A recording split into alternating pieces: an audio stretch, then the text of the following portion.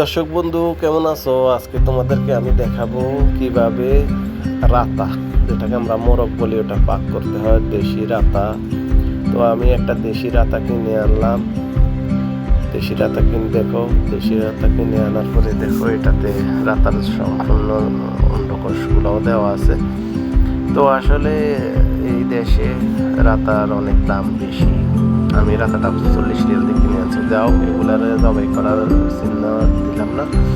তো এগুলারে আমি সুন্দর মতো কীভাবে পাকাই সেটা উপস্থাপন করতেছি তোমাদেরকে। একদিন এক স্টাইলে দিয়ে খাবো, তোমরা দেখো এবং শিখো। তো রাতারে আমি জবাই করে পরিষ্কার করে নিয়েছি। তারপরে আদা বাটা, রসুন বাটা, এলাচি, দারচিনি, লং, তেজপাতা এগুলো আমি দিছি মাংসের উপরে। এগুলা দিয়া সুন্দর মতো একটু লবণ দিয়ে দিছি। পরিমাণ মতো লবণ দিতে হয়, বেশি দিবা না, ঠিক আছে?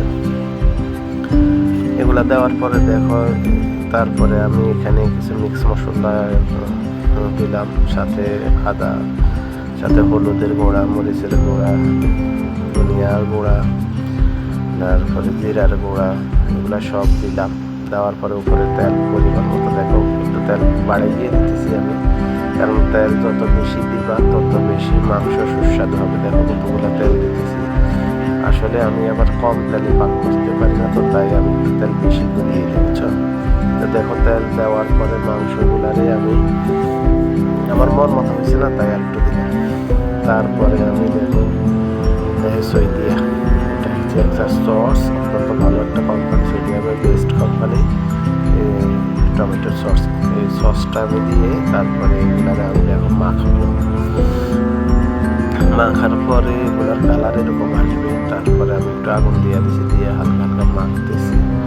আসলে সৌদি প্রবাসী ভাইদের জন্য একেবারে শর্টকাট একটা রেসিপি, ঠিক আছে? সৌদি আমরা যারা প্রবাসে থাকি সবার জন্য এই রেসিপিটা অত্যন্ত প্রয়োজন করা উচিত।